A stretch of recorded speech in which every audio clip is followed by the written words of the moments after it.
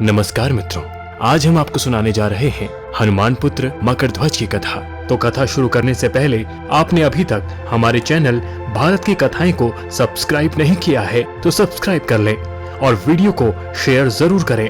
तो शुरू करते हैं आज की कथा।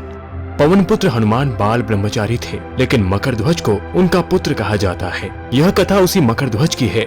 वाल्मीकि के अनुसार लंका जलाते समय आग की तपिश के कारण हनुमान जी को बहुत पसीना आ रहा था। इसलिए लंका दहन के बाद जब उन्होंने अपनी पूंछ में लगी आग को बुझाने के लिए समुद्र में छलांग लगाई तो उनके शरीर से पसीने की एक बड़ी सी बूंद समुद्र में गिर पड़ी। उस समय एक बड़ी मछली ने भोजन समझकर वह बूंद निकल ली। उसके उदर में जाकर वह बूंद एक शरीर में बदल गई। एक दिन पाताल के असुरराज अहिरावण के सेवकों ने उस मछली को पकड़ लिया। जब वे उसका पेट चीर रहे थे तो उसमें से वानर की आकृति का एक मनुष्य निकला। वे उसे अहिरावण के पास ले गए। अहिरावण ने उसे पातालपुरी का रक्षक नियुक्त कर दिया। यही वानर हनुमान पुत्र मकरध्वज के नाम से प्रसिद्ध हुआ। जब राम रावण युद्ध हो रहा था तब रावण की आज्ञा अनुसार अहिरावण राम लक्ष्मण का अपहरण कर उन्हें पातालपुरी ले गया था। उनके अपहरण से वानर सेना भयभीत और शोकाकुल हो गई, लेकिन विभीषण ने यह भेद हनुमान के समक्ष प्रकट कर दिया। तब राम लक्ष्मण की सहायता के लिए हनुमान जी पातालपुरी पहुँचे। जब उन्होंने पाताल के द्वार पर एक वानर को देखा तो वे आश्चर्यचकित हो गए। उन्होंने मकरध्वज से उसका परिचय पूछा। मकरध्वज अपना परिचय देते हुए बोला, मैं हनुमान पुत्र मकरध्वज हूँ और पातालपुरी का द्वारपाल हूँ। मकरध्वज की बात सुनकर हनुमान क्रोधित होकर बोले, यह तुम क्या कह रहे हो दुष्ट? मैं बाल ब्रह्मचारी हूँ, फिर भला तुम मेरे पुत्र कैसे हो सकते हो? हनुमान का परिचय पाते ही मकरध्वज उनके चरणों में गिर गया और उन्हें प्रणाम कर अपनी उत्पत्ति की कथा सुनाई। हनुमान जी ने भी मान लिया कि वह उनका ही पुत्र है, लेकिन यह कहकर कि वे अभी अपने श्री राम और लक्ष्मण को लेने आए हैं।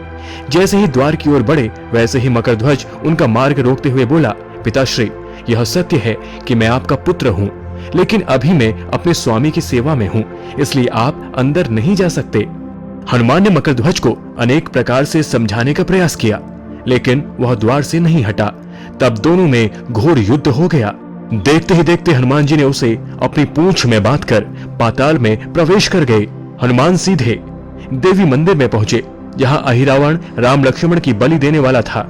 हनुमान जी को देखते ही चामुंडा देवी पाताल लोक से प्रस्थान कर गई। तब हनुमान जी देवी रूप धारण करके वहां स्थापित हो गए। कुछ देर के बाद अहिरावण वहां आया और पूजा अर्चना करके जैसे ही उसने राम लक्ष्मण की बलि देने के लिए तलवार उठाई, वैसे ही भयंकर गर्जन करते हुए हनुमान जी प्रकट हो गए और उसी तलवार से अहिरावण का वध कर दिया। उन्होंने राम लक्ष्मण को बंधन मुक्त किया। तब श्री राम ने पूछा, हनुमान, तुम्हारी पूंछ में यह कौन बंधा है? बिल्कुल तुम्हारे समान ही लग रहा है, इसे खोल दो। हनुमान ने मकरध्वज का परिचय देकर उसे बंधन मुक्त कर दिया। मकरध्वज ने श्री राम के समक्ष सिर झुका लिया। तब श्री राम ने मकरध्वज का राज्याभिषेक कर उसे पाताल का राजा घोषित कर दिया और कहा कि भविष्य में वह अपने पिता के समान दूसरों की सेवा करे। यह सुनकर मकरध्वज ने तीनों को प्रणाम किया। तीनों ने उसे आशीर्वाद देकर वहां से प्रस्थान कर गए। इस प्रकार मकरध्वज हनुमान पुत्र कहलाए। ऐसी ही कथाएं सुनने के लिए भारत की कथाएं चैनल को सब्सक्राइब जरूर कर लें और वीडियो को ज्यादा से ज्यादा शेयर जरूर करें।